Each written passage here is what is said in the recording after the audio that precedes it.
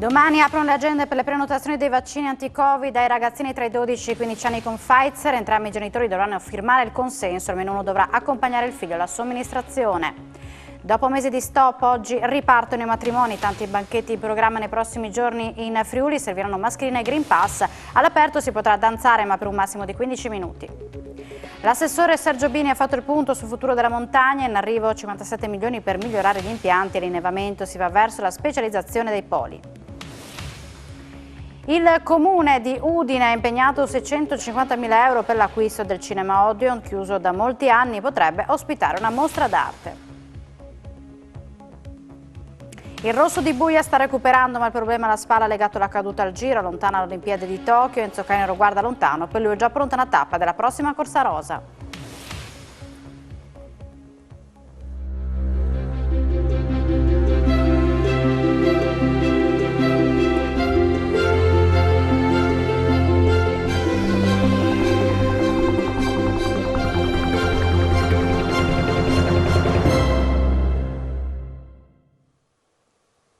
Buonasera, ben ritrovati, nuovo appuntamento con l'informazione di Telefriuli. Da domani, dalle 12 di domani, mercoledì 16 giugno, si aprono le agende per prenotare le vaccinazioni anti-Covid-19 utilizzando le dosi Pfizer a favore dei cittadini ricompresi nella fascia d'età tra i 12 anni compiuti e i 15 anni come da autorizzazione AIFA. A darne notizia il vicegovernatore del Friuli Venezia Giulia con delega alla salute Riccardo Riccardi. Le prenotazioni potranno essere effettuate attraverso il call center regionale, gli sportelli CUP, le farmacie abilitate e la web app. Al momento della vaccinazione i minorenni dovranno avere con sé il consenso informato, firmato da entrambi i genitori. Se uno dei due fosse impossibilitato a firmare il consenso per lontananza o impedimento, l'altro genitore dovrà dichiararlo compilando e sottoscrivendo l'apposito modulo che va allegato al consenso. Il minore dovrà essere accompagnato alla vaccinazione da uno o entrambi i genitori, non è possibile delegare terze persone.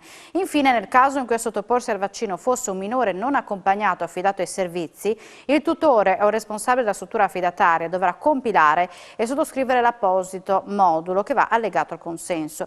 Il minore dovrà essere accompagnato alla vaccinazione dal tutore o dal responsabile della struttura affidataria nel caso in cui il tutore non fosse stato ancora nominato. Non è possibile delegare terze persone ad accompagnare il minore. Sulla seconda dose di AstraZeneca, comunicazione convulsa, servono una voce unanime, trasparenza e chiarezza. Così il Presidente della Regione, Massimiliano Federica. Non sono le regioni ad andare in ordine sparso, credo ci sia stata molta confusione su AstraZeneca da parte degli organismi regolatori. Il presidente del Friuli Venezia Giulia e della Conferenza delle Regioni, Massimiliano Federica, interviene così sul tema della vaccinazione mista per under 60 che hanno ricevuto una prima dose con il siero inglese. È arrivato il via libera dell'AIFA, ma ci sono regioni italiane contrarie al mix di vaccini. Su input della Direzione Centrale Salute, già sabato scorso è stata inviata alle aziende sanitarie del Friuli Venezia Giulia la disposizione di sostituire la seconda dose AstraZeneca con un vaccino mRNA, quindi Pfizer e Moderna, per i circa 8.300 cittadini under 60 già prenotati. Intervistato da Rai News, a proposito della confusione generata, Federica ha ricordato che prima il vaccino era indicato per gli under 55, poi per tutti e infine per gli over 60. Mi preoccupa questa comunicazione convulsa, rischia di danneggiare la campagna, prosegue Federica. È importante che la comunità scientifica trovi una voce unanime e che la comunicazione si faccia con massima chiarezza e trasparenza. Il governatore si è poi soffermato anche sulla variante indiana del virus. È necessario avere la giusta attenzione e le giuste precauzioni, ha detto, citando in primo luogo il vaccino, che riduce in maniera consistente gli effetti del virus e le conseguenti ospedalizzazioni, ha precisato. Federica ha chiesto che venga garantita flessibilità nella somministrazione delle seconde dosi, consentendo alle famiglie di recarsi in vacanza per coniugare la necessaria tutela della salute pubblica e il rilancio del settore turistico. A Rai News il governatore ha anche affermato che i fondi del Recovery Plan devono integrarsi in modo armonico con le politiche di sviluppo del paese e dei territori al fine di offrire risposte concrete alle future generazioni. Per questo, ha detto, la partita deve essere giocata coinvolgendo tutte le istituzioni e favorendo la più ampia condivisione di obiettivi e strategie. Dopo mesi di stop, da oggi si potranno celebrare i matrimoni, il tutto in sicurezza, garantendo distanziamento, l'utilizzo delle mascherine e avere con sé un Green Pass. Non c'è l'obbligo di ricevimenti all'aperto, ma la soluzione esterna resta la più consigliabile, dove sarà consentito ballare, ma fino a un massimo di 15 minuti. Numerosi i matrimoni che si celebreranno in regione già da domani. Dopo 15 mesi di stop, da oggi si potranno tornare a organizzare le cerimonie di nozze con uno specifico protocollo per i ricevimenti validato dal Comitato Tecnico Scientifico. Al momento non è stato fissato un tetto massimo per gli ospiti, ma bisognerà comunque prendere in considerazione gli spazi a disposizione per il ricevimento. Tutti i partecipanti dovranno avere con sé un Green Pass che attesti la vaccinazione, la guarigione, la negatività o un tampone per Covid-19 effettuato entro le 48 ore precedenti. Anche gli sposi, come tutti gli altri invitati, dovranno avere con sé l'apposito certificato. Resta l'obbligo di mascherine, di distanziamento fisico e di igienizzazione. All'arrivo dovrà essere misurata la temperatura. Stessi obblighi per il personale di servizio. Non c'è l'obbligo di ricevimenti all'aperto, ma la soluzione esterna resta la più consigliabile. Il protocollo invita infatti a organizzare gli eventi, quando possibile, all'aperto. Niente buffet con self-service, ma solo con servizio da parte del personale incaricato, con obbligo di mantenimento delle distanze o monoporzioni. Anche eventuali band musicali dovranno mantenersi a distanza. In questo caso devono essere garantiti almeno 3 metri tra palco e pubblico. Ballare è consentito, ma solo all'esterno, fino a un massimo di 15 minuti. In Friuli Venezia Giulia sono numerosi i matrimoni in programma già a partire da domani, in particolare tutti quelli rinviati nel primo lockdown. Oggi è il 15 di giugno 2021, data per la quale abbiamo lottato in maniera forte e dura. Invito proprio tutti gli sposi ad inviarci le foto dei loro matrimoni in modo tale che si possa narrare il valore vero del matrimonio, quello che noi abbiamo urlato e preteso su tutte le piazze con Insieme per il Wedding. I dati dei contagi di oggi sono 12 i nuovi casi di positività in Friuli Venezia Giulia su 5.528 tra tamponi molecolari e test rapidi antigenici si registra un decesso. I ricoveri nelle terapie intensive scendono a 3, mentre quelli in altri reparti sono 10, calano le persone in isolamento che sono 4.534 in tutto. E siamo alla cronaca, una persona è deceduta a seguito di un incidente avvenuto sull'autostrada A4 poco prima dell'uscita di San Stino di Livenza in direzione Venezia. Si tratta del conducente dell'auto che ha tamponato un mezzo pesante. Al momento dell'impatto non c'erano code e rallentamenti, sul posto i vigili del fuoco, i sanitari, i mezzi di soccorso meccanico e il personale di Autove Venete. Il tratto autostradale interessato dallo scontro è stato prima chiuso e poi riaperto.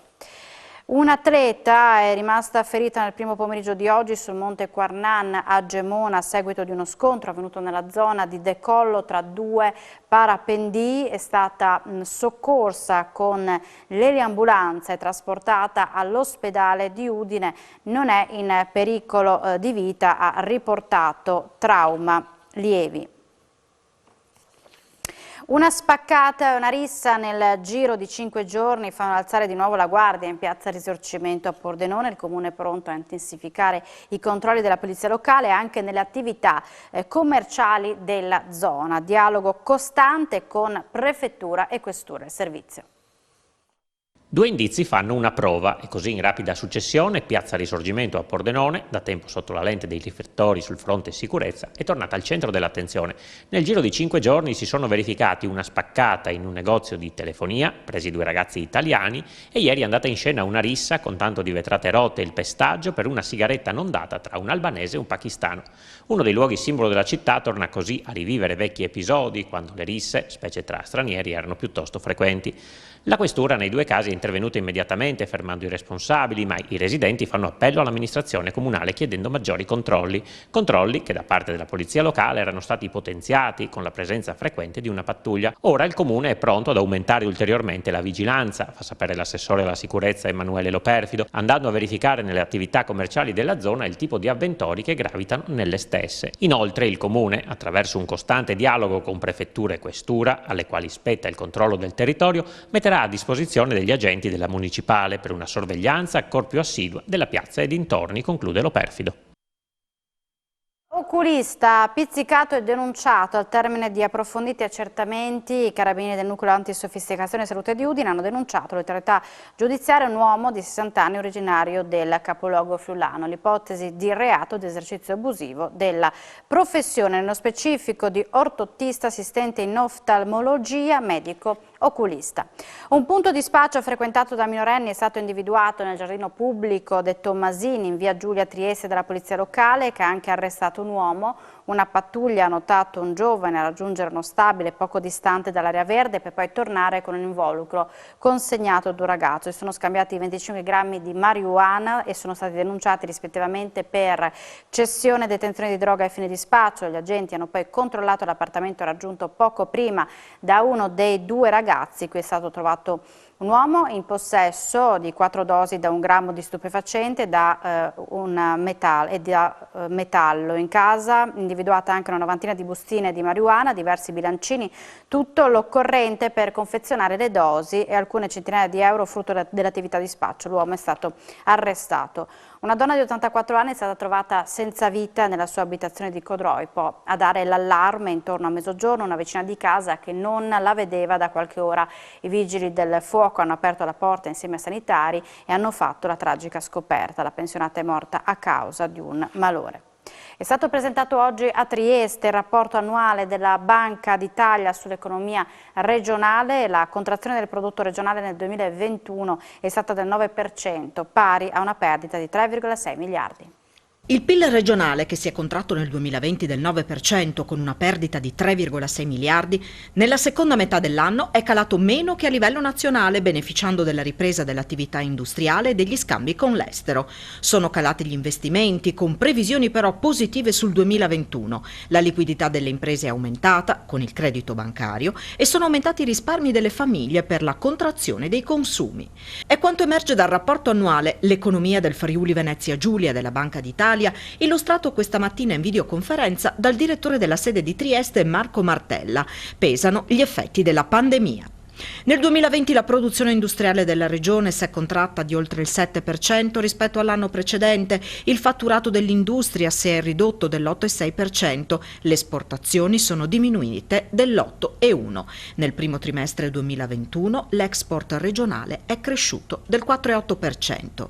Gli effetti negativi della crisi si sono riflessi in maniera più intensa sull'attività dei servizi, in particolare quelli legati al turismo. Nel 2020 le presenze si sono dimezzate, soprattutto per i mancati arrivi degli stranieri. La liquidità delle imprese regionali è cresciuta nel corso dell'anno, alimentata dall'ampio ricorso al credito bancario.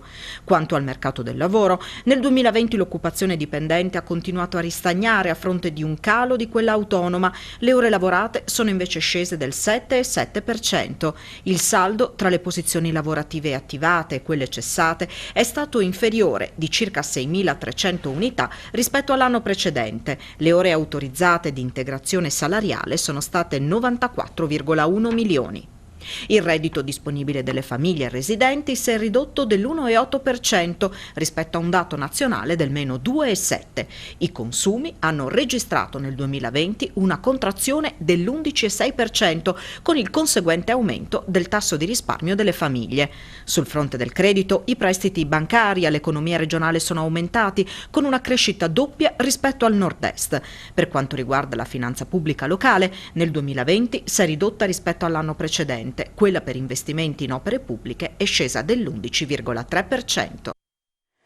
Un alpinista si è miracolosamente salvato dopo un volo di 50 metri avvenuto sul monte Grauzaria. L'incidente si è verificato lungo la parete nord-est nelle Alpi Carniche orientali poco dopo le 15. Il 36enne stava arrampicando da Capocordata quando a circa 3/4 della via, forse per la rottura di un appiglio, è precipitato andando ad impattare contro una roccia. Nella caduta lo strappo ha estratto dalla parete un chiodo e un altro ancoraggio finché la corda ha bloccato il volo dell'alpinista su un chiodo di via. L'infortunato, nonostante il lungo tratto di caduta all'impatto violento, è rimasto sempre cosciente, rispondendo al compagno e riportando la frattura di tibia, perone e politraumi. Sul posto del soccorso alpino di Moggio, Guardia di Finanza, l'ambulanza del 118, dopo una vericella di 92 metri, il ferito è stato poi ritrasportato a Udine. L'assessore regionale Bini ha fatto il punto sulla montagna in Consiglio regionale, ribaditi gli investimenti sulle infrastrutture per una cifra di oltre 57 milioni di euro. Investimenti che saranno un volano per lo sviluppo turistico della montagna. L'assessore al turismo Sergio Emilio Bini ha ribadito durante i lavori della seconda commissione del Consiglio regionale come la Giunta Federica abbia investito risorse per 57,5 milioni di euro nel triennio, numeri che non hanno precedenti dal 2006 a oggi. Questi investimenti, ha precisato Bini, possono rappresentare un volano per lo sviluppo turistico a tutto tondo delle zone montane. Il piano strategico della montagna non è stato stravolto ma adattato a soluzioni equilibrate. Inoltre è stata posta una valutazione attenta ai cambiamenti climatici e alle proiezioni sull'incidenza dell'innalzamento delle temperature. Le risorse seguono 4 criteri di priorità: il potenziamento delle infrastrutture, l'innevamento, potenziamento e nuove opere di raccolta acqua e distribuzione, la realizzazione di nuove piste e il miglioramento di quelle esistenti, gli investimenti relativi alla fruizione estiva della montagna. Il piano strategico ha come obiettivo la tipizzazione dei poli, il no borders per il Tarvisiano, gli sport estremi per Sella Nevea, il brand Dolomiti per Forni di Sopra Sauris, poi Est Europa Ski e Baite sulle piste per lo Zoncolan e il villaggio dello sport per Piancavallo. All'attacco dell'assessore va il Movimento 5 Stelle con Mauro Cappuzzella.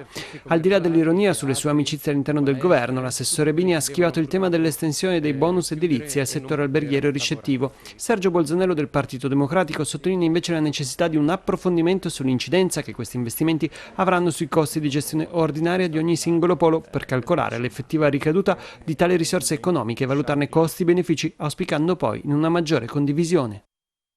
Dopo oltre 40 mesi, dall'ottobre 2017, data in cui Piloso di Tavagnacco ha avanzato una richiesta di ammissione al concordato preventivo, lo scorso fine settimana è stata avviata la procedura per la vendita dei beni mobili della proprietà della società, oltre che del ramo d'azienda operativo. La storica azienda quindi potrebbe ripartire con un nuovo proprietario. Per i lavoratori della Pilosio, cosa è cambiato? È cambiato parecchio rispetto a 4-5 mesi fa, quando praticamente l'azienda aveva fatto avviare la procedura di liquidazione. Con la scorsa settimana invece è arrivata una proposta d'offerta d'acquisto ufficiale che sostanzialmente ha ridato le speranze e che ha fatto partire un bando di gara pubblico che porterà alla chiusura del 16 di luglio e alla procedura di passaggio a una nuova proprietà. Si sa che è un operatore del settore che quindi conosce tutto quello che riguarda i ponteggi, esperto di commercializzazione e di vendita oltre che dell'installazione. È un leader a livello nazionale e sembra intenzionato ad avere delle prospettive interessanti, visto che comunque garantisce per i prossimi anni la produzione industriale qui nella provincia. Quante persone parliamo che potrebbero essere, tra virgolette, salvate da questa operazione? In questo momento tutta la forza lavoro di Pilosio, che è arrivata, ahimè, a 45 dipendenti dopo i fasti che l'hanno vista intorno ai 150. Noi speriamo che il nuovo acquirente, chiunque esso sia, si presenti con un progetto industriale che rilanci, visto anche la ripartenza che l'edilizia sta avendo con i bonus vari che i governi stanno mettendo a disposizione, rilanci quindi l'impresa e possa ritornare magari ai fasti di un tempo. Noi contiamo che con il mese d'agosto, invece che andare in vacanza, ci troveremo a far ripartire un'azienda. Riconoscere la figura del caregiver. La proposta del Partito Democratico punta a dare un ruolo a chi supporta le persone in difficoltà, con un occhio in particolare agli studenti e ai giovani. Una legge che stabilizzi la figura del caregiver con il riconoscimento di diritti anche per chi non ha un grado di parentela con la persona assistita. Il Partito Democratico presenterà nell'Aula del Consiglio regionale a fine mese la proposta di legge depositata a ottobre. Siamo fiduciosi, spiega il capogruppo Diego Moretti, in quanto quella del caregiver è una figura che il vicepresidente Riccardo Riccardi, in via informale, mi ha detto di voler regolamentare. L'autocertificazione del Covid consente anche di partire da una base solida. Una sfida è quella di riconoscere in maniera formale quello che è il loro ruolo e di dare a queste persone risposte che sono non solo legate ai bisogni dei loro assistiti, ma ai loro bisogni personali, bisogni legati alla grande fatica che fanno nell'assistere anziani e malati, e stress fisico e psicologico, necessità spesso di dover lasciare il lavoro e quindi, una volta ultimato il servizio, di rientrare nel mondo del lavoro, o per chi invece il lavoro se lo tiene, di conciliare i tempi di lavoro o di studio, perché che abbiamo sempre più numerosi anche i giovani caregiver con l'attività di cura dei propri familiari. Un passo che la Regione riteniamo importante che debba fare anche per stimolare la legislazione nazionale e mettere in atto un modello che consenta davvero di valorizzare la rete anche dell'assistenza domiciliare in azione sinergica con i servizi sanitari e assistenziali regionali. Il consigliere Roberto Cosolini ha posto l'accento in particolare sui diritti anche di chi è un compagno da una vita o magari ha un legame di amicizia. Qualcuno voleva far passare il messaggio che la famiglia tradizionale fosse in pericolo, così non è e bisogna anche aiutare chi non ha un grado di parentela, magari persone che vivono insieme da sempre. Fondazione Friuli e Università di Udine rinnovano la convenzione anche per il 2021, 800.000 euro saranno impiegati come sostegno per percorsi formativi e di ricerca che hanno come denominatore comune le linee guida del Recovery Plan. La firma questa mattina a Palazzo Antonini Maseri. Il rinnovo di una convenzione storica, però con delle notevoli note di novità, dato che, visto il momento, abbiamo deciso di indirizzare i nostri sforzi verso attività che siano in linea, per esempio, con il Piano Nazionale di Rilancio e di Resilienza e che privilegiano naturalmente i giovani, sia nell'attività formativa, nell'attività di ricerca e poi nell'attività di placement, cioè la ricerca del lavoro. E questa è una convenzione alla quale teniamo molto e devo dire che quest'anno ci siamo impegnati anche nell'approccio del rinnovo di questa convenzione e abbiamo cercato di dare un aspetto dinamico di quello che è il rapporto consolidato fra università e fondazione. Tanto è vero che il riferimento è uno scatto verso il Recovery Plan. Questo perché il Recovery Plan sarà senz'altro l'elemento che condizionerà maggiormente il futuro immediato e il futuro prossimo. È un'opportunità irripetibile, tutti noi dobbiamo dare il massimo per riuscire a meritarci questi fondi, a partire proprio dalla formazione di figure professionali che possono essere funzionali allo sviluppo di progetti poi sostenuti da questo provvedimento. L'amministrazione regionale finanzia da molti anni tutte quelle che sono le attività sulle quali si basa l'accordo. Questo non per una primogenitura, ma semplicemente per testimoniare che la strategia di collaborazione tra il territorio, le imprese, le università e la Fondazione Friuli evidentemente è la strada giusta da imboccare anche rispetto al futuro. Costruito sul progetto dell'architetto Ettore Gilberti tra il 1935 e il 1936, il cinema Odeon potrebbe diventare del comune di Udine. La giunta ha impegnato infatti 650.000 euro in conto capitale per avviare la pratica finalizzata all'acquisto. Chiuso da molto tempo, potrebbe ospitare una nuova mostra d'arte. Di proprietà della famiglia Marignani, vincolato per la maggior parte anche nella sua destinazione d'uso, il vecchio cinema Odeon potrebbe diventare di proprietà del comune di Udine, che intende realizzarvi, nella parte non sottoposta a vincolo, un museo delle opere dei Basaldella, riunendo le loro creazioni che si trovano in questo momento esposte in diversi punti della città. È solo il primo passo, però insomma è un passo importante, la destinazione di 650.000 euro per l'acquisizione dell'ex cinema Odeon, che quindi è, si trova al limite del centro storico della città ed è chiuso da tantissimo tempo. Diciamo che sono tutta una serie di valutazioni da fare, perché comunque per un ente pubblico acquisire un immobile comunque non è un passaggio così semplice, però intanto abbiamo destinato le prime risorse appunto per poter fare poi in via successiva tutti i passi necessari per l'acquisizione di questo bene, come era previsto anche nel programma elettorale. 1,5 milioni di euro ruota attorno a questa cifra nella variazione di bilancio del Comune di Udine lo sforzo con cui l'amministrazione municipale andrà ad aiutare le attività economiche penalizzate dalle chiusure forzate. La Giunta Fontanini agirà sulla Tari. Non si contano le attività economiche che hanno sofferto per le chiusure forzate. In loro aiuto il Comune di Udine con una specifica delibera di Giunta. Oggi la Giunta ha deliberato di inserire risorse per 1,5 milioni di euro in forma di agevolazioni sulla futura tariffa Tari, che verrà approvata in Giunta invece venerdì prossimo. Quindi riteniamo in questo modo di essere venuti incontro alle categorie economiche, e perché di questo 1,5 milioni solo 600.000 660.000 euro sono forniti con trasferimenti nazionali, il resto appunto è un importo tutto di risorse interamente comunali, quindi che pesa sul bilancio comunale. E vedremo poi appunto nella prossima giunta anche la modulazione, diciamo, di queste agevolazioni, ma si è cercato di tenere conto proprio dei tempi di chiusura, dando di più naturalmente alle categorie che erano maggiormente, dando in maniera graduale in base anche appunto alle categorie che sono state colpite in questi mesi dalla pandemia. Un'equipe multidisciplinare dell'ospedale di Pordenone ha eseguito un eccezionale e complicato intervento su un paziente di 70 anni, asportandogli un raro tumore della vena cava. L'operazione è durata oltre 6 ore. Il malato, residente in Lombardia, sta meglio e ha ringraziato i medici.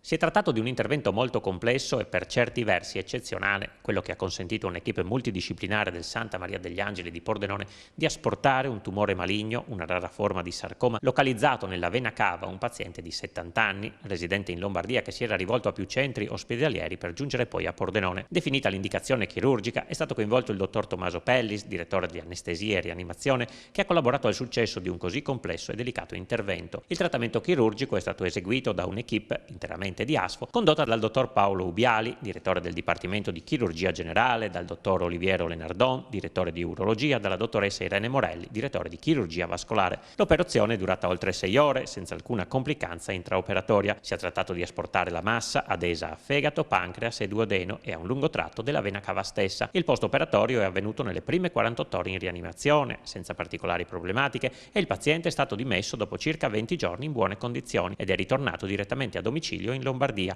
ringraziando per iscritto tutto il personale medico ed infermieristico dell'ospedale di Pordenone per l'ottima organizzazione fornita dall'azienda sanitaria. Andiamo avanti. Papà Riccardo e i cicloamatori del gruppo Picchio vogliono rendere omaggio Silvia Piccini, la 17enne agonista vittima di un investimento il 20 aprile, divulgando un importante messaggio che punta a migliorare la sicurezza stradale.